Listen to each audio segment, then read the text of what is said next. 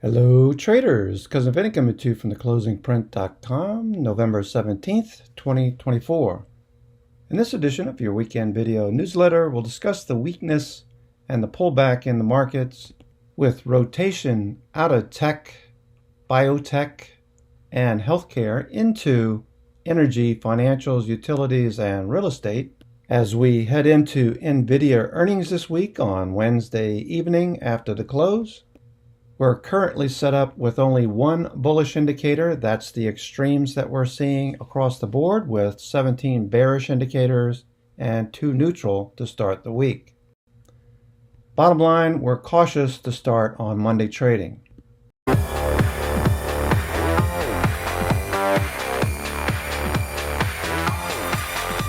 you go. S&P 500 will start off with a bearish bias. Therefore, we're starting off with a bit of caution as money flows out of tech, in particular the New York FANG index pulling back. It did bounce a bit on Friday right at the 21-day. 50-day is below, RSI is dropping along with stochastics and MACD. So we assume that everyone will be waiting for NVIDIA earnings to do anything in tech, with the Qs pulling back along with IWM small caps pulling back with the 10-year yield moving higher. You could consider selling some iron condors or some call credit spreads in the meantime, with breadth deteriorating across the indices, big cap S&P 500, mid cap, small caps, and the NASDAQ in descending order, as the McClellan oscillator gets near a inflection point. Anything below minus 40 to minus 80 would be a potential reversal. We're not quite there yet if that's the case. However, we are looking for NVIDIA earnings to support the markets and with tech to resume. If not, NYMO and NYSE will most likely continue to move lower. Currently, we're very bearish, starting off the week with a bearish bias across the indices, with volatility, aka VIX, still relatively low with potential to pop if there is any more downside movement in the indices this week, especially if NVIDIA misses earnings this week. Junk bonds did pull back, show signs of buying on Friday at the low of the day. 50-day is flat.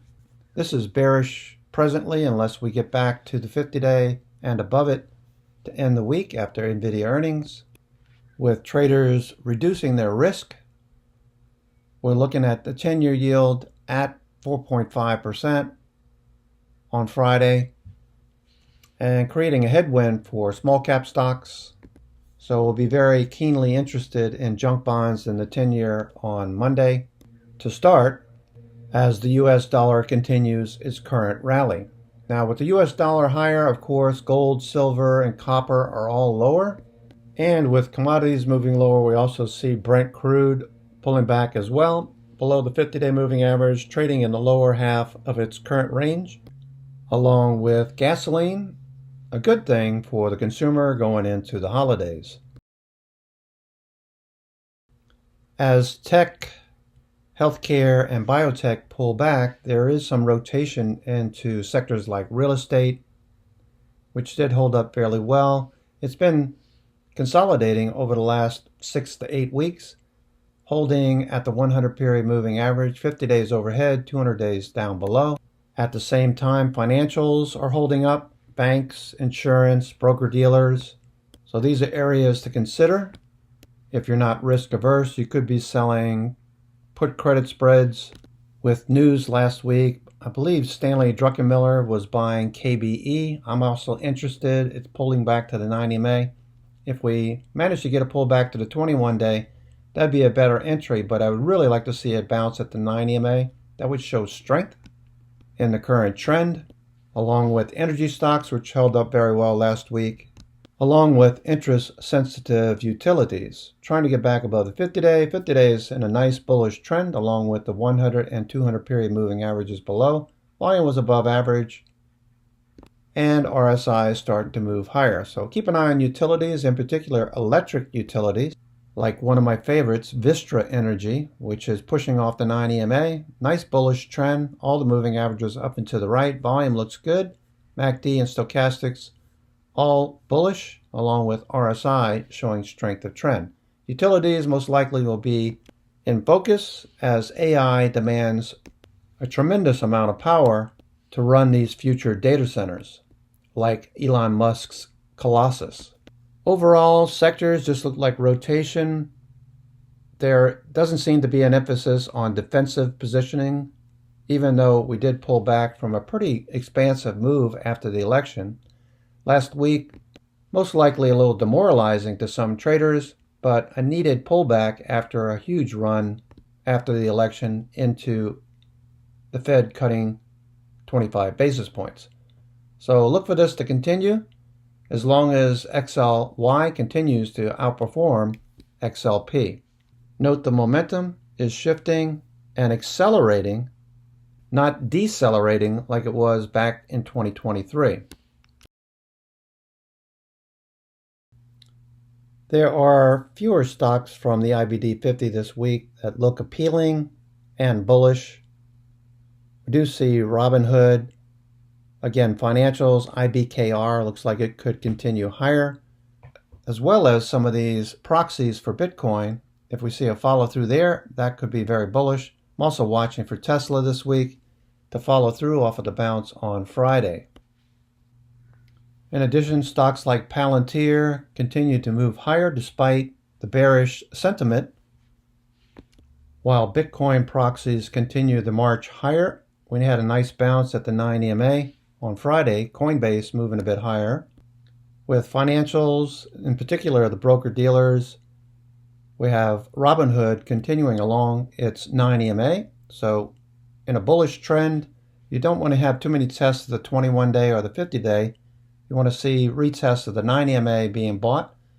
That's what we're seeing right now. So we're looking for a follow-through this week in Robinhood.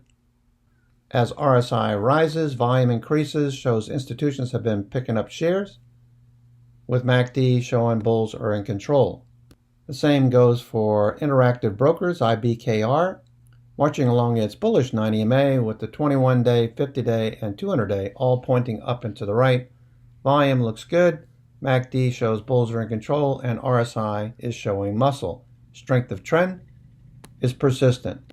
As a side note, in some of the financials like Fannie Mae, we saw a lot of volume over the last couple of weeks. Very interesting prospects if this continues for the mortgage market. Additional financials like insurance, in this case, Root Inc., looking very strong. Looks like it's going to follow through. RSI is showing muscle. Strength of trend is persistent. Volume looks pretty good, especially with this spike on this gap up after earnings. A nice beat. Earnings growth 142%. Revenue growth 165%. Root Insurance Company revolutionizing personal insurance, along with strength in other names in this group, like Travelers, nice follow through, smooth trend along the 9 and 21-day moving averages, along with Cincinnati Financial, one of Mr. Flood's favorites, following along a nice bullish trend that started back in summer and continued to look bullish going into the end of the year. Additional stocks that we've been day trading and short-term swing trading like IONQ from the IBD 50, that continues to move higher. Volume looking really good, getting a bit extended, but very bullish, along with a bounce in Intuitive Machines, which we saw on Friday after that big pullback on Thursday. Big reversal, so someone was getting out. Volume still picked up. Looks like we're going to continue to trend lunar into the end of the year. Rocket Lab, also very bullish. Some of you have been trading this over the last few weeks. Continues its consolidation at the highs of the day on Friday, continuing with consolidation at 52-week highs, with the companies promising results propelling the stock higher as investors jump on board. Okay, traders, that's going to do it for me. This is Cousin Vinny coming to you from theclosingprint.com. Sunday, the 17th of November, 2024. I'll send out a watch list later tonight around 12 midnight on the East Coast, around 9 o'clock on the West Coast, so be sure to check your inbox for that. Bottom line, we are cautious again going into the week. This is not the first time we've had a cautious approach going into a Monday open, only to see prices reverse and start to move higher. That's a distinct possibility with NVDA reporting earnings this week. However, we will start the week with caution. So have a great weekend, take care, and we'll see you in the morning. Ciao.